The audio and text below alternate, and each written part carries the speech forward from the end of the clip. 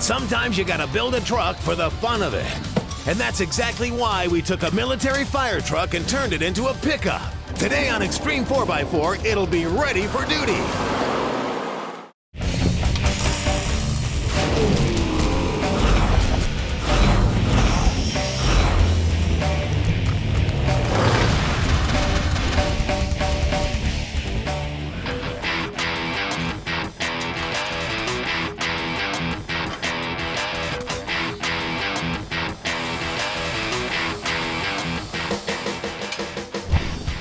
Xtreme, we've got our Bob Deuce back in the shop. Now we have just around $5,000 into this project so far, which means a lot because we have a one-of-a-kind custom four-wheel drive truck that is huge, and it's got a custom bed on the back designed to haul a very specific cargo.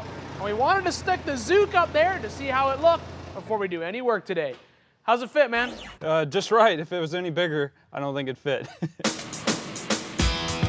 Officially, our truck started life as an M530C military deuce and a half. We found it bone stock and in good working condition before it was decommissioned. But in our hands, it would soon be the biggest 4x4 we've ever built. With the torch as our scalpel, we surgically removed both the firebox and the pump.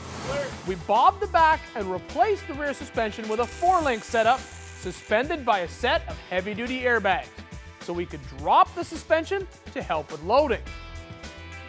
The custom bed really fits the style of our truck. It's very boxy and very utilitarian.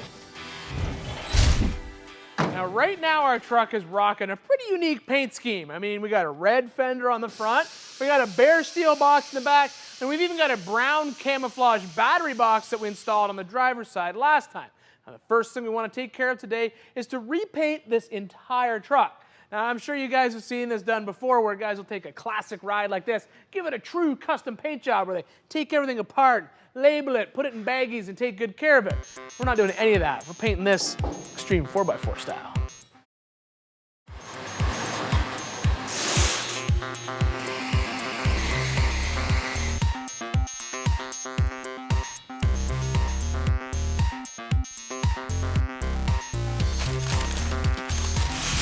To paint our truck, we're going to be using the new Dupli-Color Paint Shop Pro system. Now, this is a great option when you want to save a little bit of money, but still get a high-quality automotive finish. Now, you save the money because the paint comes ready to spray in these small quart cans. You don't have to buy any hardener or activator, just pour it in the gun and it's ready to apply.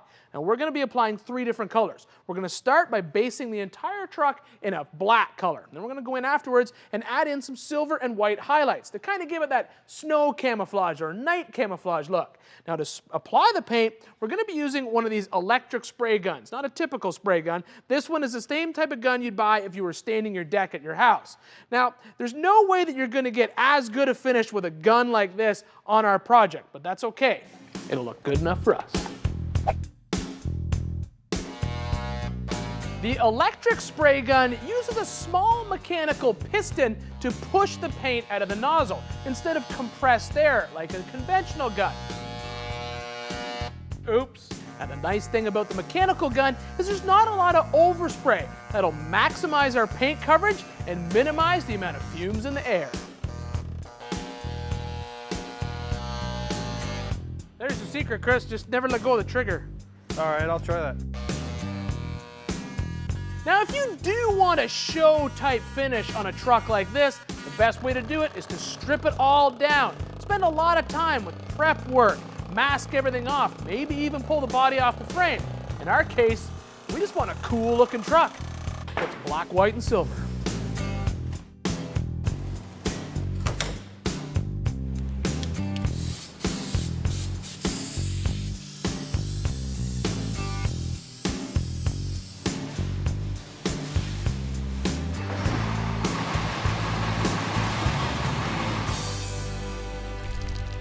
Well, there you go, guys. A do-it-yourself paint job for the low, low price of, tell them how much it was.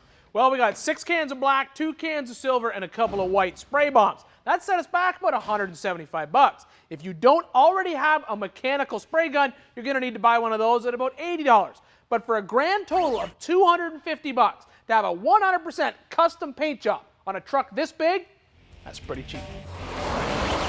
Later on, our Deuce will try to earn its stripes. Plus, more on our fuel-saving street truck.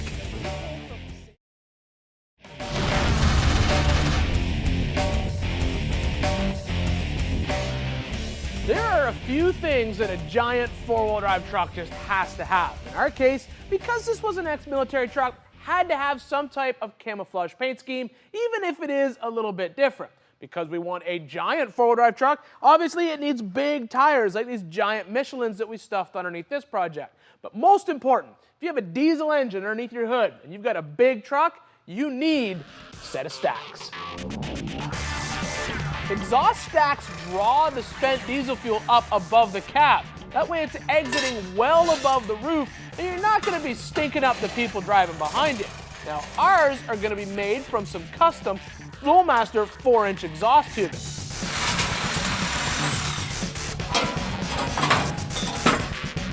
A 90-degree elbow will bring the exhaust from under the truck, and some simple tabs will hold it in place.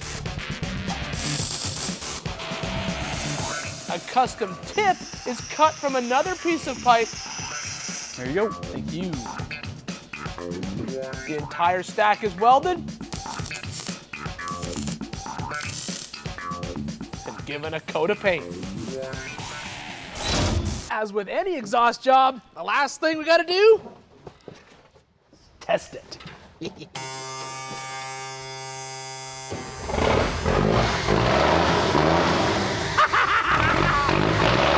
Oh, it sounds awesome!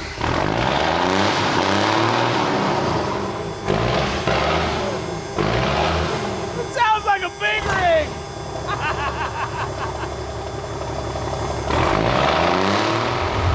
Like most military vehicles, our truck has a 24-volt power system. Now it gets that power feed by taking two 12-volt batteries and wiring them in series, basically hooking the negative and positive battery terminals together to create one large 24-volt battery. Now the downfall in our case is we've installed some accessories in that truck that need 12-volt power feed. So to get that, we're going to be using CTEK's new battery-to-battery battery charger. Now what this system does is it separates the batteries into a main and auxiliary, takes input from the main battery into these two terminals here, and then feeds the auxiliary battery off of this terminal here to keep that auxiliary battery fully charged at all times. Now it's normally used in vehicles where you're just carrying a second battery for backup, make sure it doesn't go dead. But because it splits the two batteries into two distinct units, we're going to use it on our 24-volt system to get 12-volt power feed for our air ride.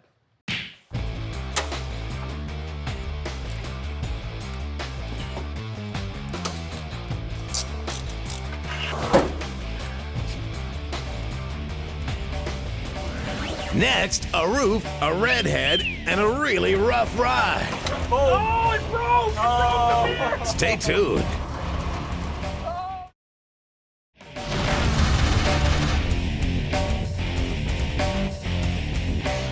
Today in Xtreme, we're finishing up our monster 4x4 that started life as a 6x6.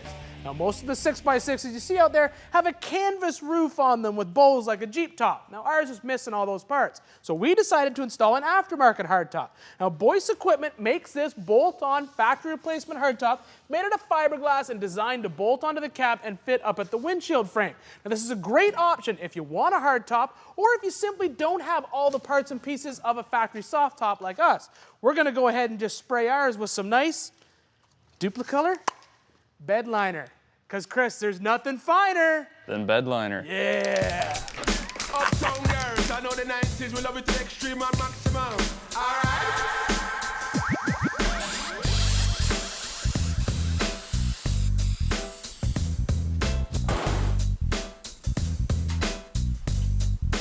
Ian, hold on, man. You can't take General Granite out without a pre-cleaner, so I whipped something up for you. I've been looking for this, man. You totally rocked that thing. Look at that. That is awesome. Sweet. Just don't rub it up against a tree or anything, all right? Okay, but I might keep this for myself. It's too nice to put on the truck. All There's right. a redhead. Check that out, man. We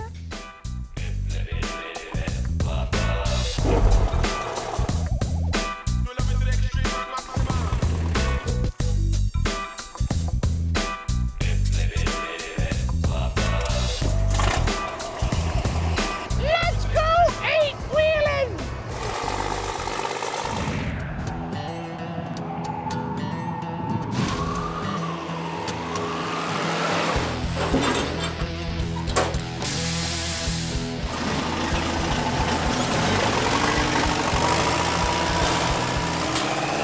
Normally when we bring 2 trucks to the trail, we just take turns driving them, but today not. Today, we're gonna let the crew wheel the Zook while we wheel the big truck. See, they've always been bugging us for a crew vehicle, so today's their lucky day.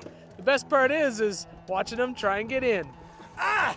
Ow! I bent my knee. You want to trade trucks? See you later. It's really dark.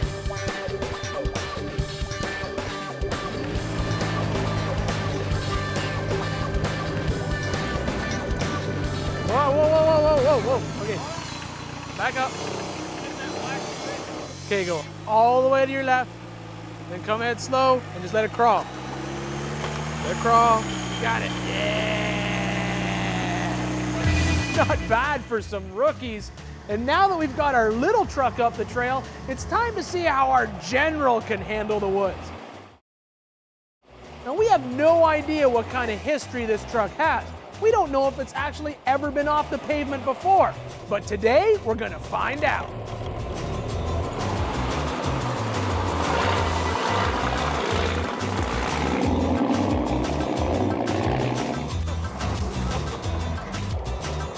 When you build a Bob Deuce like this, you're not trying to build a competitive rock crawler.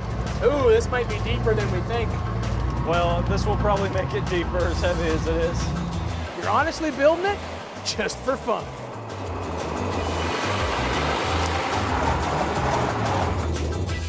We'll drive up here, we'll drop into the left, and then we'll immediately run cattle skull. All right, you think it'll fit? It's an army truck, dude. It goes anywhere. This truck's like, it invades countries. It'll go there, I just don't know if it'll get out. Let's find out.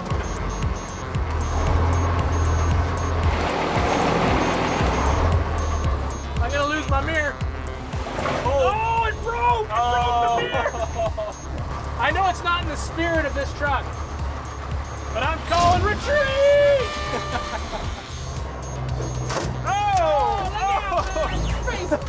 Watch your face. There's one over here too. Oh, thorn bush! I told you to watch out, dude. At least the mirrors, see, they fold in now. Now, a lot of you have been sending us messages asking why we chose to install 2 12-volt compressors for our air ride instead of using the engine-driven compressor that's already on the truck. Well, really, it was a question of safety. See, the engine-driven compressor on the truck, it controls the brake power assist as well as the steering assist if we ever chose to add it. By separating the 2 systems into 2 distinct units, if we ever lost an airbag on the road, we'd only lose the air out of our air ride system, not out of our brake assist or our power steering. So really, for us, it's just a choice of safety.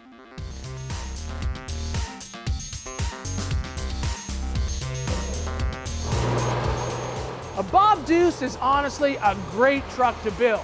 Lots of fun to drive and a blast to cruise through the woods in. As long as you can find a trail that's big enough. Big truck on a little trail. Second gear. You're watching Xtreme 4x4. For a DVD copy of this episode, just go to PowerBlockTV.com and order your copy for just $5.95 plus shipping and handling. Start your own Xtreme 4x4 collection, delivered right to your door from the Power Block.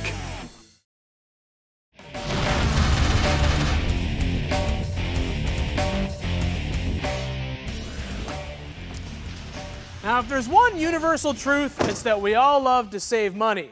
You guys have told us that you really like the fact that we're taking this 96 Dodge lifted street truck and trying to do 2 things. We're trying to make it a more capable off-roader, but we're also trying to keep more money in our pocket by improving its fuel economy by doing little things to it and giving you real-world feedback. Now, so far, we removed the mechanical fan, replaced it with an electric fan, and that took us from a baseline of around 8.5 miles per gallon to just over 9. Then we put the truck on a diet. We cleaned out the interior, ditched the full-size spare and a bunch of junk in the bed, and that got us up to about 9.5 or 10 miles per gallon. But the big change came when we swapped the axles. By ditching the stock half-ton axles and replacing them with two Dana 60 units that we pulled from the same make and model of truck, just a little bit newer, we accomplished a couple of things. Number one, we're more confident in this truck's ability to go off-road because of the larger axle shaft diameter as well as ring gear size in that Dana 60 axle, especially in the front end. But more importantly, we now have better fuel economy. You see, the half-ton axles with the oversized wheels and tires, when you drove this truck on the highway, it was somewhat confused. It was always dropping in and out of overdrive. The converter would lock up and unlock, and when you were cruising at highway speeds, the engine was usually turning around 2,500 RPM. Well, with our new axles, we have a 4:10:1 gear ratio, and what that does is it basically fools the truck. It honestly thinks it's still riding on stock size wheels and tires. That means that the overdrive drops in at the correct time and the converter locks up. We can cruise down the highway all day long, turning around 1,500 RPM. Well, what does that mean? It means that we are now running at 12 miles per gallon with this truck simply from changing the axles. Now, we could have obtained the same thing by just upgrading the ring gear in our stock axles, but then we wouldn't have that ability to take this truck off-road because those half-ton axles would not handle these new tires and wheels when you throw them into the dirt. Now, today's upgrade is actually pretty simple and it applies to every car out there. We're going to change how you drive your vehicle, and we're going to give you a gauge to measure your improvement. What we're going to be monitoring is our engine vacuum. Now, when the piston travels down inside the cylinder and the throttle is closed or your engine's idling, it's basically pulling air past the throttle blades through a huge restriction. It's just like putting your hand over the end of a vacuum. Now, that creates a large negative pressure in here, pulls about 20 inches of vacuum. That's fine, the engine's idling, and that's how it's designed to work. You open your throttle blades up just a little bit, maybe 10-15% throttle, your engine's still going to accelerate, the truck's going to move down the road, it's just going to do it a little bit slower because there's not a lot of load on the engine. If you go ahead and open that throttle all the way up, you lose all the negative pressure in this area and your vacuum gauge is going to go to zero. What that means is you have a lot of load on your engine. You're putting a lot of fuel and a lot of air into it. Obviously, you're accelerating faster. If you install a vacuum gauge in your truck and just monitor it, it'll tell you exactly how far you have the throttle valve opened anytime you're driving it. If you keep the numbers up on your vacuum gauge, you're going to keep money in your pocket. For our truck, we're going to install an Autometer Phantom Series vacuum gauge. And to simplify the mounting process, we're going to use one of Autometer's pods. It's specifically designed to mount the gauge on top of the steering column, keeping it in plain view. Then, we just tap into a vacuum source on the engine.